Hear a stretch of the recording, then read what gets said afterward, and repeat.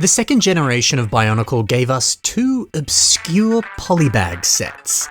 And people always seem to forget about these. They don't get the love that they deserve. Plus, these sets had a fairly limited release, so you might not even know these exist. So come with me. Let's learn more about these two odd and somewhat rare Bionicle sets. We'll study the pieces and see how you can use them in your own creations. We'll learn about the value of these two sets, and we'll even see some revamps. Now, there's lots to discuss.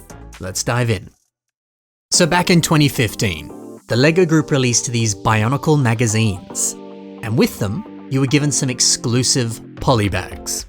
The magazines were cool. It featured comics about Bionicle, puzzles, pull-out posters, all sorts of stuff.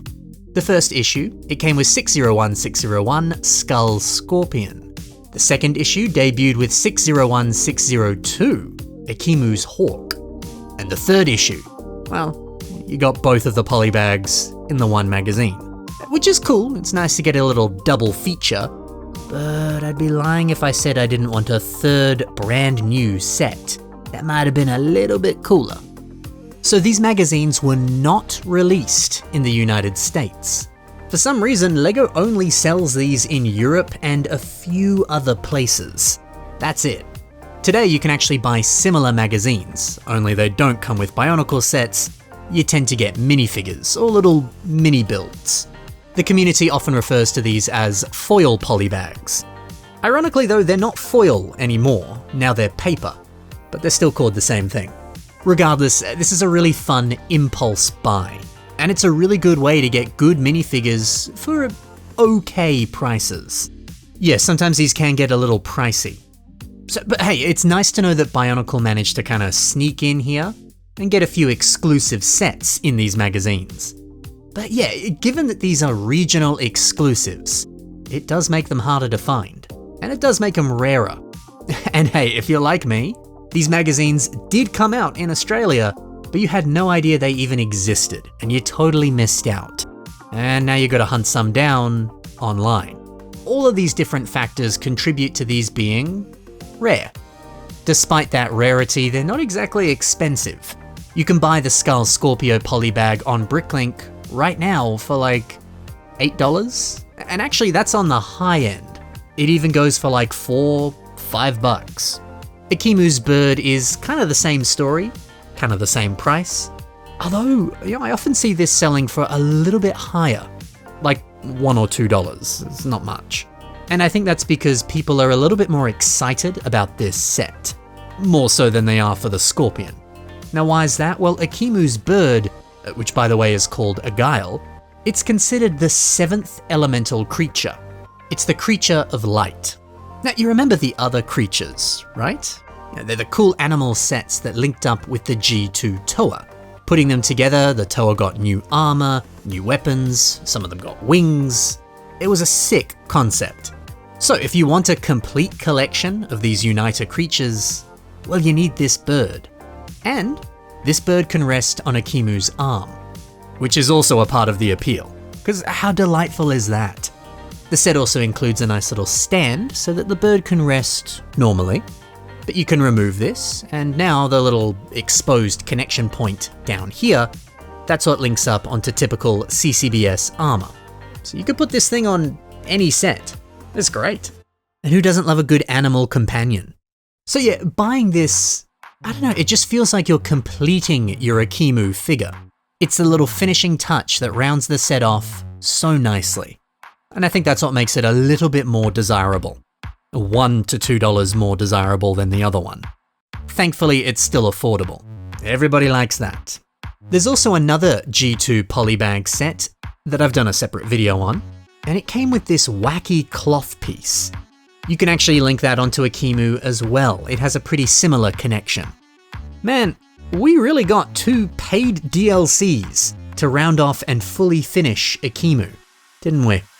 Huh. Thankfully, Agile and the Skull Scorpion, they both have no exclusive pieces at all. So if you want to just go and search your collection and see if you have all these pieces, you might. And that'll save you a bit of money. You don't have to go out and buy this set. That's pretty sweet. So okay, Akimu's Hawk, pretty cool. What about the skull scorpion? Well, this one, it's a bit strange. The design isn't as fun or exciting as Akimu's bird, and unfortunately it can't really link up to any other characters. Be nice if it could. And I don't know, this one feels a little bit more thrown together, I guess. But look, it's still nice. I like the use of these barb pieces for the legs. The way that they curve, the strange, bone-like design that they've got. It looks so suitably creepy and quite menacing. And since this is meant to be a kind of villain creature, that works. And it works well. The mono eye is a bit of fun, and hey, I like the scorpion tail. It's nice and posable. In fact, the set itself is pretty posable. You know, for the limited amount of pieces that they included, they did a good job and they did the best with what they had. Maybe it's not so bad. Now, unlike a Guile, this creature doesn't have any backstory, there's no lore, there's nothing. The only interesting fact is that this can be called Skull Scorpion or just Scorpion. It's got two names, different sources name it differently. Maybe I lied about that being interesting, but you know, that's a little bit of lore about this guy. I don't know, it's a shame that there's no story here, especially when the Hawk had kind of a fair bit of story. But hey, we've had other magazine polybag sets in the past, and they've had zero backstory as well, so, you know, this isn't exactly new or different. It is odd though that the scorpion doesn't have any claws. That's like a staple for a scorpion.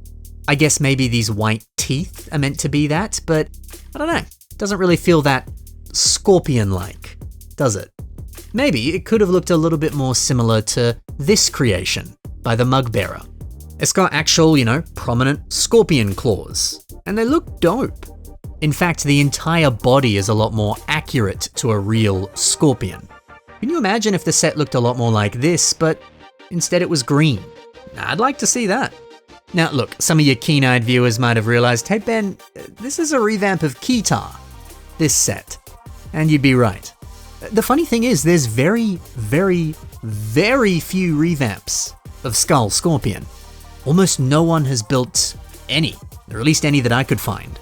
So maybe you can be one of the very first people to actually breathe new life into this set. It's barely been done.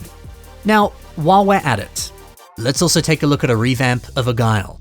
This one is made by Bonkle Chaser. So again, if you're familiar with the designs of the creature sets, well, you'll know that they all shared the same kind of rough format, and doing so made it easier for them to link up to the Toa. So it's nice to see a Guile in the same format. If he is the 7th elemental creature, well, it just makes sense that he would look identical to the others. That gold invasion from below spike piece for the beak, that's nice. It is a shame that this doesn't share the same face as the other creatures, but you know, this feels closer to the original set. I like that.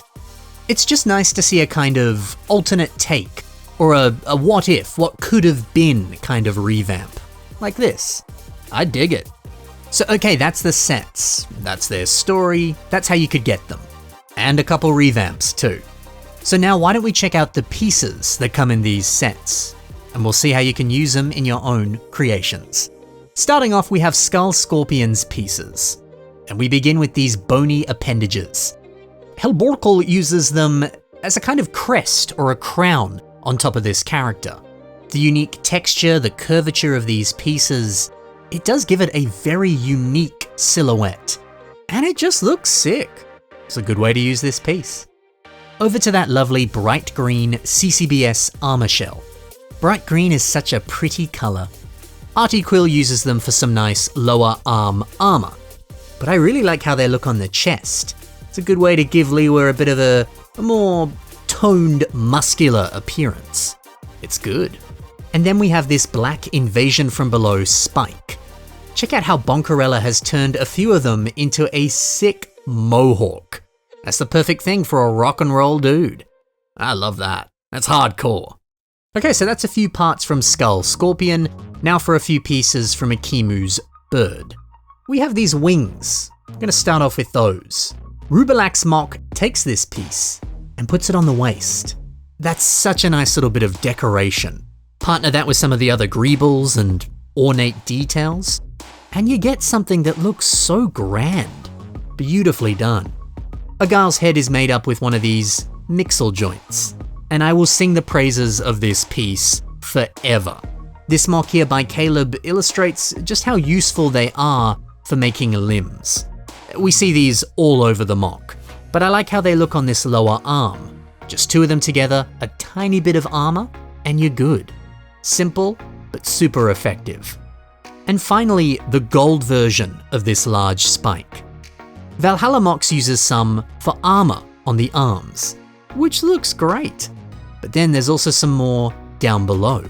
Now, even though this piece was originally meant to be used as claws, it's amazing how good it looks as armor on a knight. That's epic. Well, that's everything you need to know about these kind of obscure G2 Bionicle Polybags. Polybags that are often forgotten about. Hey, I think they're pretty neat. Want some more inspiration? Well, check the links below. You'll find links to all the builders that I mentioned today right there. Thank you so much for watching, everyone. Happy building, and bye for now.